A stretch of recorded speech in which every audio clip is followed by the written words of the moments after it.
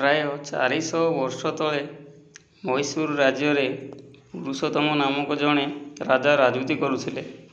ସେ ଗଙ୍ଗ ବଂଶରେ ଜନ୍ମ ହୋଇଥିଲେ ଏବଂ ବେଶ୍ ପ୍ରସିଦ୍ଧ ଶାସକ ଥିଲେ। ସେ ପ୍ରତିଜ୍ଞା କରିଥିଲେ ଯେ ତାଙ୍କ ପାଇଁ ଯୋଗ୍ୟ କନ୍ୟା ନ ମିଳିବା ଯାଏଁ ସେ ବିବାହ ଆଦୌ କରିବେ ନାହିଁ। ସେତେବେଳେ କାଞ୍ଚିପୁରର ରାଜାଙ୍କର ଝିଅଟିଏ ଥିଲା।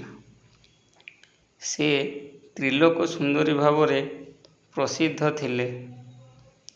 ବାସ୍ତବରେ ତାଙ୍କ ସମାନ 3 ଲୋକରେ କେହି ବି ଅଧିକ ସୁନ୍ଦରୀ ନଥିଲେ। ଲୋକମାନଙ୍କ ଭିତରେ ଆଲୋଚନା ହେଲା ଯେ କାଞ୍ଚି ରାଜାଙ୍କ ପାଇଁ ଯୋଗ୍ୟ ବର ହେଉଛନ୍ତି ପୁରୁଷୋତ୍ତମ ଏବଂ ପୁରୁଷୋତ୍ତମଙ୍କ ପାଇଁ ଯୋଗ୍ୟ କନ୍ୟା ହେଉଛନ୍ତି କାଞ୍ଚି ରାଜଜେମା। ଏକଥା ରାଜା ପୁରୁଷୋତ୍ତମଙ୍କ କାନରେ ପଡ଼ିଲା। ତହୁଁ ସେ ତୁରନ୍ତ ପୁରୋହିତଙ୍କୁ କାଞ୍ଚି ରାଜାଙ୍କ ପାଖକୁ ପଠାଇ ବିବାହ ସମ୍ବନ୍ଧରେ କଥାବାର୍ତ୍ତା ଆରମ୍ଭ କଲେ। କାଞ୍ଚି ରାଜା ମହୀଶୂର ରାଜାଙ୍କର ମାନ ରଖିବା ପାଇଁ ସବୁ ପ୍ରକାର ପ୍ରସ୍ତୁତି କରୁଥିଲେ। ଏପରିକି ତାଙ୍କ ଭୋଗବିଳାସ ପାଇଁ ମଧ୍ୟ ସମସ୍ତ ସାମଗ୍ରୀ ଏକତ୍ରିତ କଲେ। ପୁରୁଷୋତ୍ତମ ଉଚ୍ଚ ବଂଶରେ ଜନ୍ମ ହୋଇଥିଲେ। ତେଣୁ ସେ ଶକ୍ତି ସାମର୍ଥ୍ୟରେ ପୂର୍ଣ୍ଣ ଥିଲେ। ସବୁଠାରୁ ବଡ଼ କଥା ଥିଲା ଯେ ସେ ଥିଲେ ଜଣେ ବଡ଼ ଉଦାର ହୃଦୟର ଯୁବକ। ଏକ ସମାବେଶରେ ପୁରୁଷୋତ୍ତମ ମଧ୍ୟ କାଞ୍ଚି ରାଜଜେମାଙ୍କୁ ଦେଖିନେଲେ। ସେଠାରେ ଉଭୟେ ପରସ୍ପରକୁ ଇସାରାରେ ପସନ୍ଦ କରିନେଲେ। ଏହି ପ୍ରକାରେ ଯୋଗ୍ୟ ବର ସହିତ କନ୍ୟାର ବିବାହ କରିବା ପାଇଁ କାଞ୍ଚି ରାଜା ଆଗ୍ରହୀ ହେଲେ। ପୁରୁଷୋତ୍ତମ ମଧ୍ୟ ଏହି ପ୍ରସ୍ତାବକୁ ମନେ ମନେ ନିଶ୍ଚିନ୍ତ ମନେକରି ନିଜ ରାଜ୍ୟକୁ ଫେରିଗଲେ। କିନ୍ତୁ ପୁରୁଷୋତ୍ତମ ଫେରିଯିବା ପରେ କାଞ୍ଚି ରାଜାଙ୍କ ମନରେ ସନ୍ଦେହ କ'ଣ ଥିଲା ତାହା ମଧ୍ୟ ଶୁଣି ନିଅନ୍ତୁ। ଗଙ୍ଗବଂଶର ରାଜା ପୁରୁଷ ଧରି ଜଗନ୍ନାଥଙ୍କର ପୂଜା କରି ଆସୁଛନ୍ତି। ପୁରୀ ଶ୍ରୀକ୍ଷେତ୍ର ଜଗନ୍ନାଥଙ୍କ ମନ୍ଦିରକୁ ମଧ୍ୟ ଗଙ୍ଗବଂଶର ରାଜାମାନେ ହିଁ ନିର୍ମାଣ କରିଥିଲେ।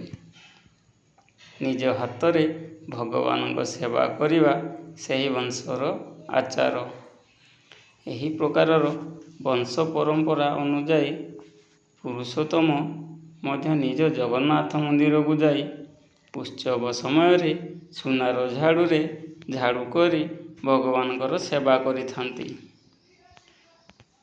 କାଞ୍ଚି ରାଜାଙ୍କୁ ଏକଥା ଶୁଣି ସଙ୍କୋଚ ଅନୁଭୂତ ହେଲା ଏବଂ ଏହି କାର୍ଯ୍ୟ ଖୁବ୍ ଛୋଟ କାର୍ଯ୍ୟ ବୋଲି ତାଙ୍କର ମନେ ହେଲା। ଜଣେ ଝାଡ଼ୁ କରୁଥିବା ଯୁବକ ସହିତ ସେ କିପରି ଖାଁଙ୍କର ଝିଅର ବିବାହ କରିବେ, ଏହା ତାଙ୍କୁ ଅପମାନଜନକ ବୋଧ ହେଲା। ତେଣୁ ନିଶ୍ଚିତ କରିନେଲେ ଯେ ସେ ଏହି ପାତ୍ରକୁ ନିଜର କନ୍ୟାଦାନ କରିବେ ନାହିଁ। ଏହି ଖବର ପୁରୁଷୋତ୍ତମଙ୍କ ପାଖରେ ପହଞ୍ଚିଗଲା। କାଞ୍ଚି ରାଜା ଖବର ପଠାଇଦେଲେ। ଏହି ଖବର ପାଇ ପୁରୁଷୋତ୍ତମ କ୍ରୋଧରେ ଥରି ଉଠିଲେ। ସେ ଚିନ୍ତା କଲେ ଏପରି ଭାବରେ ସେ ମୋର ଅପମାନ କରି ପ୍ରଭୁ ଜଗନ୍ନାଥଙ୍କର ଅପମାନ କଲେ। କାଞ୍ଚି ରାଜାଙ୍କଠାରୁ ଏହାର ପ୍ରତିଶୋଧ ନେବା ପାଇଁ ସେ ଦୃଢ଼ ସଂକଳ୍ପ କଲେ। ପୁରୁଷୋତ୍ତମ ଏହିପରି ସଂକଳ୍ପ କରି କିଛି ଦିନ ପରେ ଗଙ୍ଗବଂଶର ସେନାକୁ ଧରି କାଞ୍ଚି ରାଜ୍ୟକୁ ଘେରିଗଲେ। କିନ୍ତୁ କାଞ୍ଚି ରାଜ୍ୟ ତ ଆଉ ଛୋଟିଆ ରାଜ୍ୟ ନଥିଲା। ସେହି ଯୁଦ୍ଧରେ ଗଙ୍ଗସେନା ଖୁବ୍ ସହଜରେ ପରାସ୍ତ ହେଲା।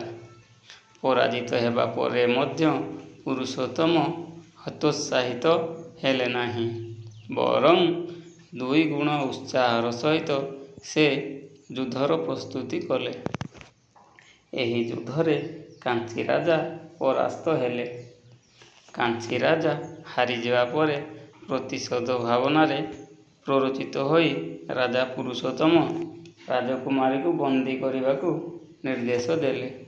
ଏବେ ପୁରୁଷୋତ୍ତମ ନିଶ୍ଚୟ ରାଜକୁମାରୀକୁ ବିବାହ କରିବେ।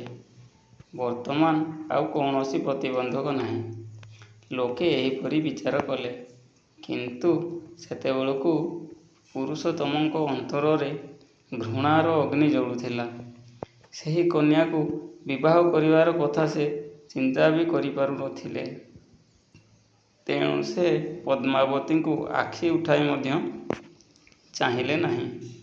ମନ୍ତ୍ରୀକୁ ଡାକି ନିର୍ଦ୍ଦେଶ ଦେଲେ ଯେ କୌଣସି ଝାଡ଼ୁଦାରଙ୍କୁ ଡାକି ତା ସହିତ ଏହି ଝିଅର ବିବାହ କରିଦିଅନ୍ତୁ। କ୍ରୋଧବଶତଃ ରାଜା ଦେଇଥିବା ଆଦେଶ ପାଳନ କରାଯିବ ନା ନାହିଁ ଏ କଥାକୁ ନେଇ ମନ୍ତ୍ରୀଙ୍କ ନିକଟରେ ସମସ୍ୟା ସୃଷ୍ଟି ହେଲା। ସିଏ ଚିନ୍ତା କଲେ ଏ ବିଷୟରେ ଶୀଘ୍ର କିଛି କରିବା ଅନୁଚିତ। ସଠିକ୍ ଭାବରେ ବିଚାର କରିବା ଶ୍ରେଷ୍ଠ ହେବ। ଏହିପରି ଚିନ୍ତା କରି ସେ କହିଲେ, ବହୁତ ଭଲ କଥା। ଏହା କହି ସେ ରାଜାଙ୍କଠାରୁ ବିଦାୟ ନେଲେ। ସେହି ମୁହୂର୍ତ୍ତରେ ସେ ଚିନ୍ତାରେ ଏହି କନ୍ୟାର ବିବାହ କାହା ସହିତ କରାଯିବ। ସେ ରାଜକୁମାରୀଙ୍କ ରହିବା ଯୋଗ୍ୟ ଏକାନ୍ତ ସ୍ଥାନରେ ଗୁପ୍ତ ରୂପରେ ସବୁ ପ୍ରକାରର ବ୍ୟବସ୍ଥା କରିଦେଲେ। ଆଜ୍ଞା ଦେବା ପରେ ପୁରୁଷୋତ୍ତମ ରାଜକୁମାରୀଙ୍କ ବିଷୟରେ ଭୁଲିଗଲେ। କାଞ୍ଚି ରାଜାଙ୍କର କ୍ରୋଧ ମଧ୍ୟ ଧୀରେ ଧୀରେ କମିଗଲା। ମିଥ୍ୟା ଅଭିମାନ କାରଣରୁ ସେତେବେଳେ ସେ ପୁରୁଷୋତ୍ତମଙ୍କର ଅପମାନ କରିଦେଲେ। ସେଥିପାଇଁ ସେ ବହୁତ ଅନୁତପ୍ତ ହେଲେ। କିଛି ଦିନ ପରେ ବିଧି ଅନୁଯାୟୀ ଜଗନ୍ନାଥ ପୁରୀରେ ଉତ୍ସବ ଆରମ୍ଭ ହେଲା। ଅଭ୍ୟାସ ଅନୁସାରେ ପୁରୁଷୋତ୍ତମ ମଧ୍ୟ ପ୍ରଭୁ ଜଗନ୍ନାଥଙ୍କର ସେବାରେ ମଗ୍ନ ହୋଇଗଲେ। ପୂଜାରୀ ମଧ୍ୟ ରାଜାଙ୍କ ହାତରେ ସୁନା ଖଡ଼ିକା ମୁଠା ଦେଲେ। ଅତ୍ୟନ୍ତ ଭକ୍ତିଭାବରେ ସେ ଜଗନ୍ନାଥଙ୍କ ଚରଣରେ ଝାଡ଼ୁ ଲଗାଇ ସେବା କଲେ। ଏହି ସମୟରେ ମନ୍ତ୍ରୀ ମହାଶୟ ହାତ ଯୋଡ଼ି ରାଜାଙ୍କ ସମ୍ମୁଖରେ ଛିଡ଼ା ହୋଇଗଲେ। ଏତିକିବେଳେ ତାଙ୍କ ପଛରେ 16 ଶୃଙ୍ଗାରରେ ସୁଶୋଭିତ ଅଲୌକିକ ସୁନ୍ଦରୀ ହାତରେ ବରଣମାଳା ଧରି ଆସି ଠିଆ ହେଲେ। ମନ୍ତ୍ରୀ ମହାଶୟ କହିଲେ, ମହାରାଜ କ୍ଷମା ଦାନ ଦିଅନ୍ତୁ। ବର୍ତ୍ତମାନ ମୋତେ ପ୍ରଭୁଙ୍କର ଆଜ୍ଞା ପୂରଣ କରିବାର ସମୟ ମିଳିଲା। ଏହି ରାଜକୁମାରୀଙ୍କର ପ୍ରତିଜ୍ଞା ଯେ ଶ୍ରୀ ଜଗନ୍ନାଥଙ୍କ ଚରଣରୁ ଧୂଳି ଝାଡ଼ୁ କରୁଥିବା ବ୍ୟକ୍ତି ସହିତ ବିବାହ କରିବି।